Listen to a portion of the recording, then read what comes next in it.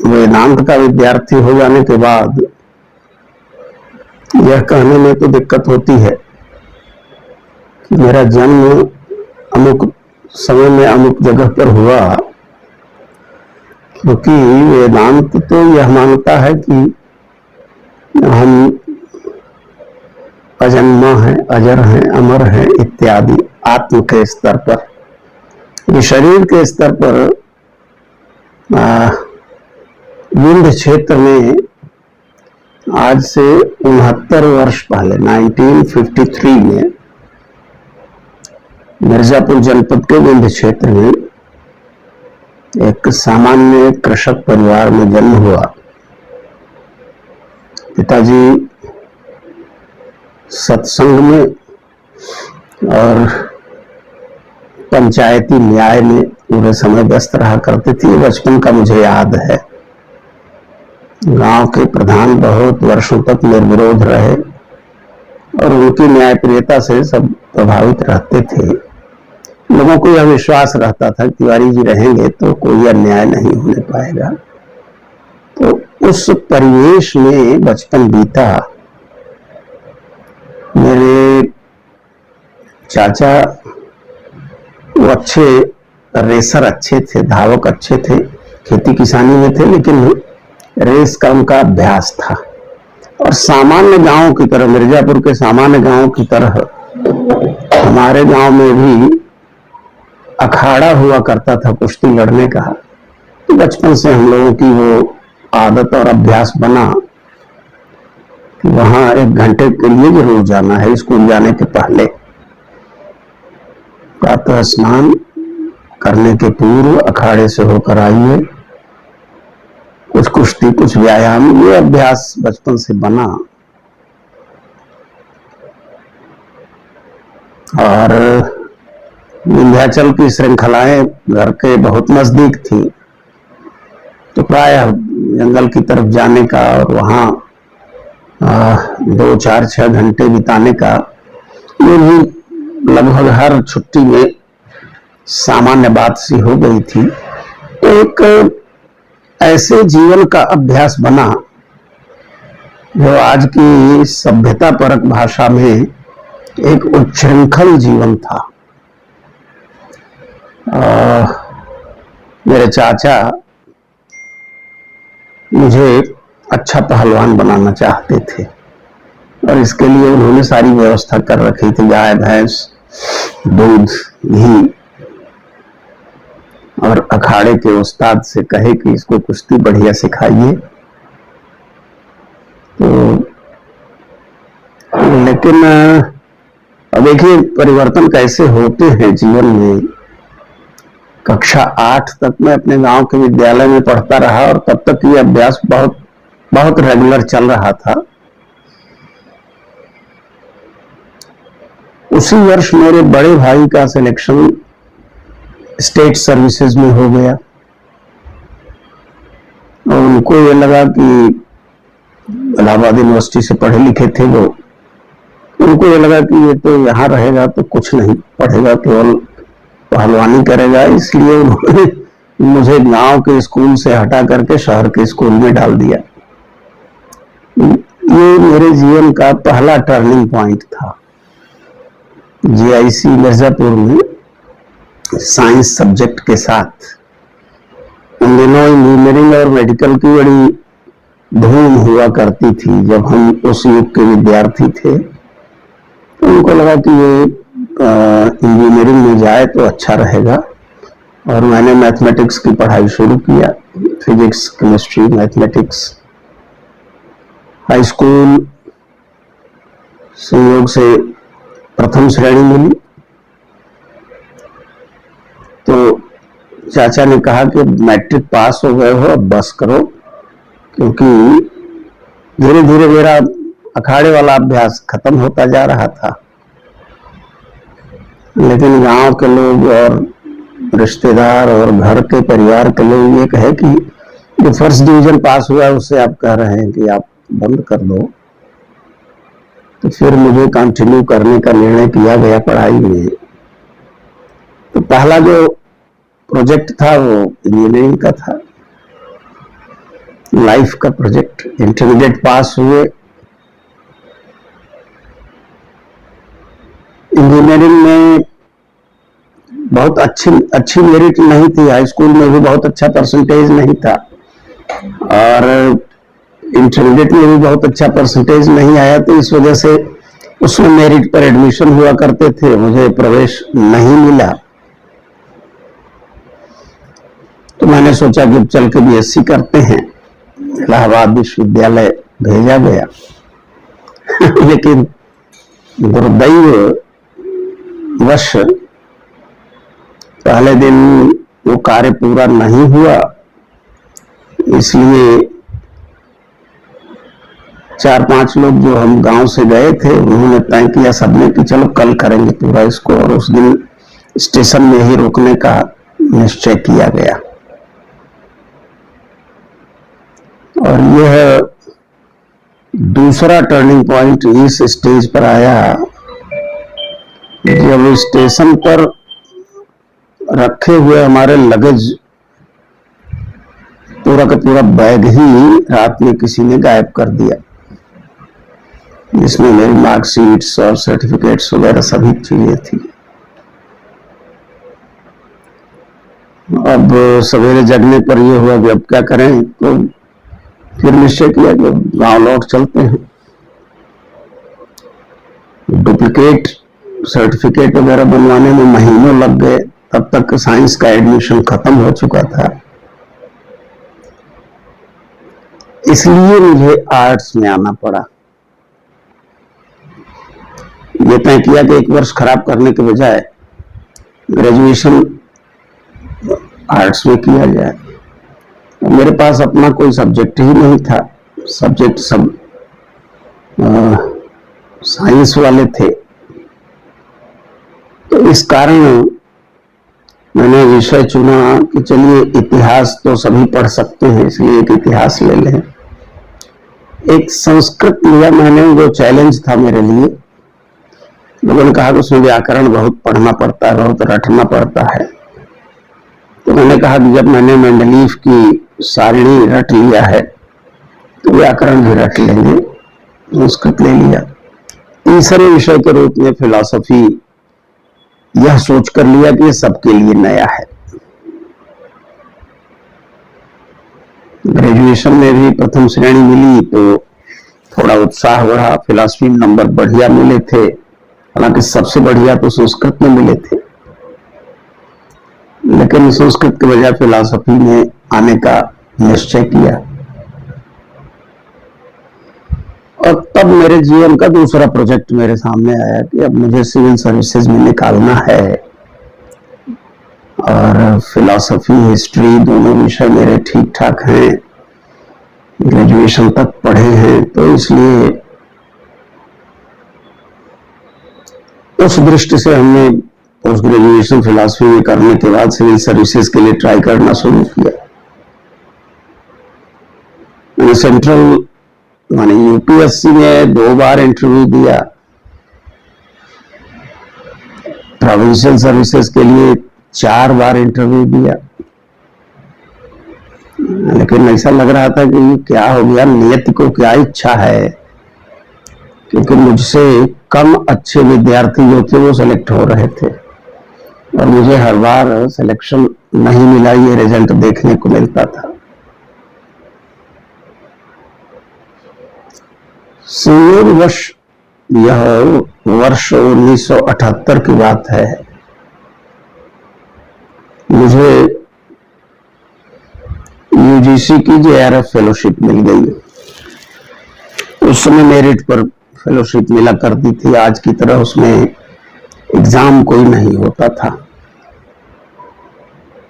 Apply किया, fellowship मिल गई। तब इस ओर मुड़ने का मन किया कि फेलोशिप मिल रही है तो रिसर्च करते हैं। रिसर्च ज्वाइन तो पहले ही कर लिए थे, लेकिन कुछ कर नहीं रहे थे। मेरे तत्कालीन हेड प्रोफेसर एस राय साहब थे, उन्होंने मुझसे कहा कि तुम फेलोशिप पा रहे हो तो अंडर ग्रेजुएट की कुछ कक्षाएं पढ़ाओ। मैंने अपने रिसर्च सुपरवाइजर से चर्चा किया, प्रोफेसर संगमलाल पांडे जी से, तो उन्होंने कहा कि ठीक है, अच्छा है, अभ्यास बनेगा इससे। मैंने अंडर ग्रेजुएट में क्लास लेना शुरू किया। एक नए तरह का अनुभव शुरू हुआ और बहुत सी ऐसी बातें, मैं इस बात को बहुत ईमानदारी के साथ, बड़ी ईमानदारी के साथ मैं इस बात को स्वीकार करता हूं कि फिलॉसफी की क्लासेज अटेंड करके और फिलॉसफी की किताबें पढ़ करके बहुत सी ऐसी चीजें थी जो मुझे क्लियर नहीं हुई थी। और जब मैंने क्लास लेना शुरू किया तो टीचर के रूप में जो क्लास लिया मैंने, वहां जाकर के वो बातें, बहुत सी बातें मुझे तब स्पष्ट हुई जब मैं टीचर के रूप में क्लास में पहुंचा। मैं शोधार्थी था, लेकिन हमारी भूमिका अध्यापक की थी। बहुत से ऐसे पॉइंट थे फिलॉसफी के जो पढ़ करके और सुन करके नहीं स्पष्ट हुए थे, जो बोल करके स्पष्ट हुआ। जब बोलते थे तब वो उसकी बारीकियां समझ में आती थी, और जब कोई विद्यार्थी प्रश्न करता था तो जब प्रेस करते थे मस्तिष्क को तब उसका उत्तर निकल कर आता था। और इस अभ्यास में मुझे प्रश्न और उत्तर, इसमें एक अच्छी निपुणता दे दी कि कैसे प्रश्नों का उत्तर दिया जाए। हाँ, जिस दिन पहला लेक्चर देने मुझे जाना था क्लासरूम में, मेरे विभागाध्यक्ष ने मुझसे ये कहा था कि देखो, first lecture is the standard of your academic career. तो इसलिए पहला लेक्चर खूब तैयार होकर के देना। और मुझे याद है कि मैंने पहला लेक्चर जो दिया था वो बीए फर्स्ट ईयर की एथिक्स की क्लास थी। पोस्टुलेट्स ऑफ मोरालिटी पर पहला लेक्चर मैंने दिया। और इतना मटेरियल इकट्ठा किया था मैंने, यह टॉपिक मैंने 4 दिन में खत्म किया। मुझे जो संतोष इस टॉपिक पर बोलने में हुआ था, वह संतोष परवर्ती टीचिंग कैरियर में बहुत बहुत कम मिला। उस समय मुझे लगा था कि मैंने आज कुछ अच्छा काम किया है, बहुत अच्छा लेक्चर हुआ मेरा, ऐसा मुझे खुद फील होता था। बाद में भी कई बार ऐसे अवसर आए जब अध्यापक के रूप में मुझे यह अनुभव हुआ कि आज मेरा लेक्चर बहुत अच्छा था। खैर, जिन गुरुओं के आशीर्वाद से इस कैरियर में प्रवेश मिला,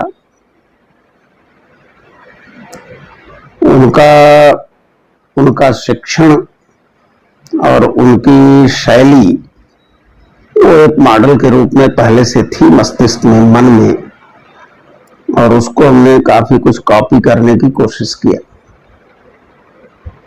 हमारे टीचर्स में 3 लोगों की चर्चा मैं यहां करूं।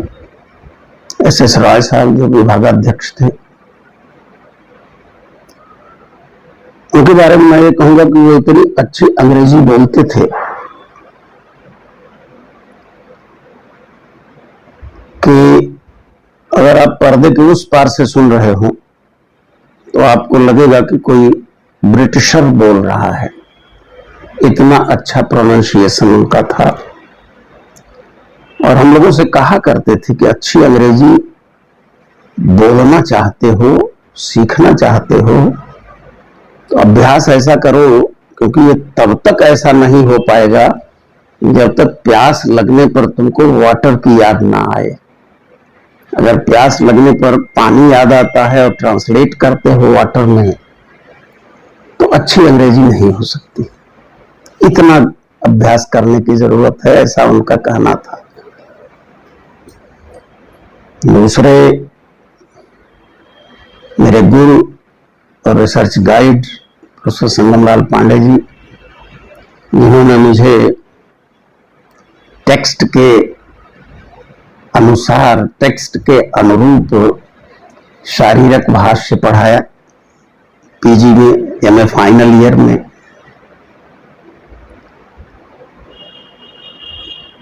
प्रीवियस में भी कुछ कक्षाएं वो लिए थे philosophy of problems of philosophy पर, लेकिन प्रॉब्लम्स ऑफ फिलॉसफी पर उनका लेक्चर उतना गंभीर नहीं हुआ करता था, क्योंकि उनके लेक्चर्स में विस्तार बहुत रहता था। अनंत विस्तार के साथ वो अपना व्याख्यान देते थे कक्षाओं में, जिसमें से जैसे सागर की तरह उसमें से मोती चुनना केवल सावधान विद्यार्थियों के लिए ही संभव था। बाकी विद्यार्थी तो केवल सुन करके संतुष्ट होते थे कि बहुत कई चीजों पर बोले हो, लेकिन अब हमारे काम का क्या क्या है ये खोजने के लिए बड़ा परिश्रम करना पड़ता था उनके व्याख्यान में। लेकिन उनका वेदांत का जो व्याख्यान था उनका, वो अद्भुत था, बहुत गंभीर और बहुत सटीक, नपा तुला बंधा हुआ, क्योंकि वो टेक्स्ट के अनुसार उसको पढ़ा रहे थे। और मेरे तीसरे टीचर, तीसरे गुरु जिनका इम्पैक्ट मेरे ऊपर पड़ा, खासकर मेरी टीचिंग स्टाइल पर पड़ा, वो प्रोफेसर डीएन द्विवेदी सर। उनका क्लास अटेंड करने वाले व्यक्ति को फिर किसी और पुस्तक को देखने की जरूरत नहीं पड़ती थी, क्योंकि वह सब बता देते थे जो उस टॉपिक पर आवश्यक है, और ऐसा एक शब्द भी नहीं बोलते थे जो उस टॉपिक के लिए आवश्यक ना हो। एकदम नपे तुले शब्दों में, एकदम सधी हुई भाषा में, बिल्कुल ये लगता था कि जैसे स्टीरियो बज रहा हो या कोई रिकॉर्डेड आइटम बज रहा हो। एक पिच पर पूरे 60 मिनट बोलना और उसके बाद कंक्लूड कर देना, ये शैली थी डीएन द्विवेदी सर की। और इस शैली को मैंने फॉलो करने की कोशिश किया कि मेरे विद्यार्थी को वह सब मिल जाए जितना उसके लिए आवश्यक है, और ऐसा कुछ न कहें जिसमें समय तो जाए लेकिन उसकी तात्कालिक आवश्यकता का ना हो। वो ऐसा कुछ हम क्यों कहें। तो ये मेरे 3 गुरु जिनका प्रभाव मेरे शिक्षक के कैरियर पर पड़ा, शिक्षक के रूप में जिनको हमने फॉलो किया तमाम बिंदुओं पर, ये 3 शिक्षक मेरे जीवन के रहे हैं। विद्यार्थी जिनसे मैं प्रभावित हुआ वो 1 दर्जन से अधिक हैं, इसलिए उनका नाम गिनाना संभव नहीं है, लेकिन वो सभी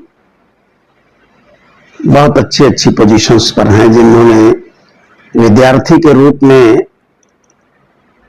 मुझे प्रभावित किया था। इसमें से कुछ आईएएस सर्विसेज में हैं, कुछ प्रोविंशियल सर्विसेज में भी हैं, और कुछ लोग शिक्षण में हैं।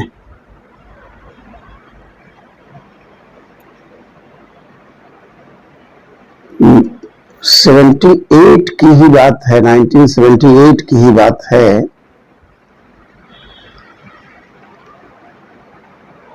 उस साल मैंने 2 कॉन्फ्रेंसेज अटेंड किया था। ये ऋषिकेश में शिवानंद आश्रम में अखिल भारतीय दर्शन परिषद का अधिवेशन हुआ था, और उस अधिवेशन में मैंने अपना पहला आलेख प्रस्तुत किया था। पहली बार गए थे और जिस आलेख को प्रस्तुत किया वो एकदम एक बिगिनर का आलेख था, उस पर जो प्रश्न हुए उनका उत्तर बहुत अच्छी तरह मैं नहीं दे पाया था, ये भी मुझे याद है।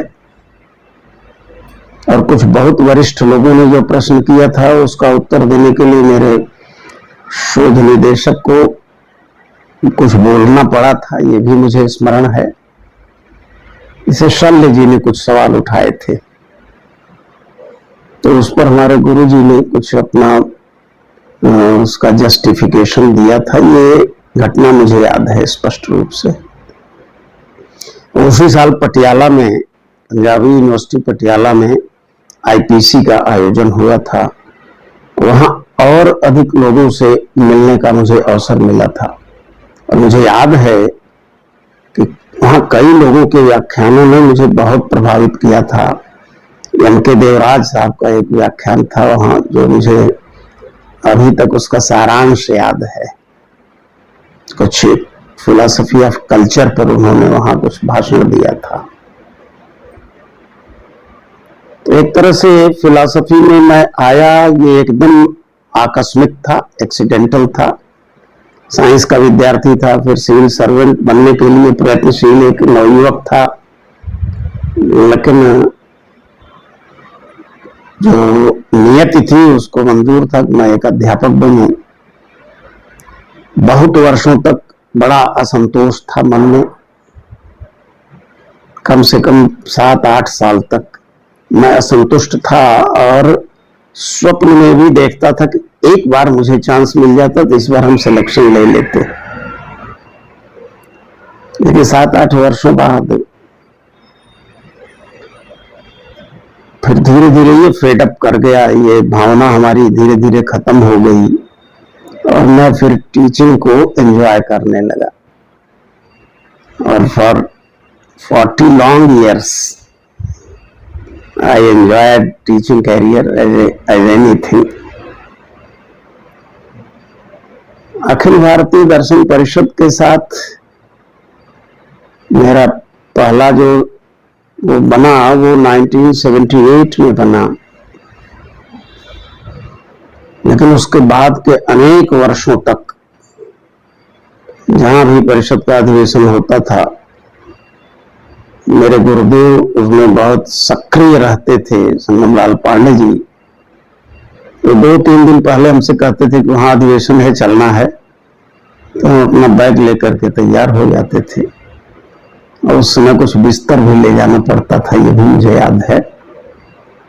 तो अपना भी और उनका भी बैग और बिस्तर लिए अपना स्टेशन में डट जाते थे, रिजर्वेशन है कि नहीं है इसकी चिंता किए बिना। प्रायः तो बिना रिजर्वेशन के ही चलना होता था उस युग में। सामान्य श्रेणी के डिब्बों में, और हमारे गुरुदेव भी उसी में चलते थे। वो तो टेम्परामेंटली भी और पॉलिटिकली भी समाजवादी थे, लोहिया जी के साथ जुड़े थे, सक्रिय राजनीति में भी थे, बाकायदे इलेक्शन भी लड़े थे। तो वो तो डाउन टू अर्थ रहते ही थे और वो डाउन टू अर्थ रहने की आदत तो उन्हीं ने मेरे अंदर डाली कि जो आदमी जमीन से नहीं जुड़ा रहेगा वो सुखी नहीं रह सकता, ऐसा उनका कहना था। जो जन सामान्य को जो उपलब्ध है उतने से संतुष्ट रहने की आदत बनाओ।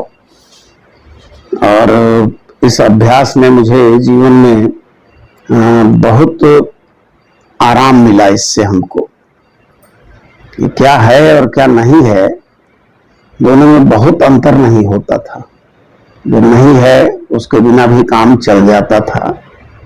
इस तरह का की जीवन शैली का अभ्यास बना और वो आज भी कंटिन्यू कर रहा है। दर्शन परिषद के साथ एक शैशव काल का वर्णन मैंने किया, फिर कभी मौका मिला तो आगे की गतिविधियों पर भी कुछ बात करूंगा। लेकिन मैं आज की युवा पीढ़ी को यह कहना चाहता हूं, उनके सामने कंपटीशन ज्यादा है, उनके सामने चैलेंजेस ज्यादा हैं। हमारे समय में 24-25 साल तक में किसी न किसी नौकरी में सबको प्रवेश मिल जाता था। आज सामान्य जो औसत आयु है वो 30 के ऊपर की है। तो आज चैलेंजेस बढ़े हैं, इसमें कोई संदेह नहीं है, लेकिन दरवाजे अनेक हैं, ये हमें ध्यान में रखना चाहिए। कोई एक ही दरवाजा नहीं है कि वो नहीं खुला तो अब हम बेकार हो गए।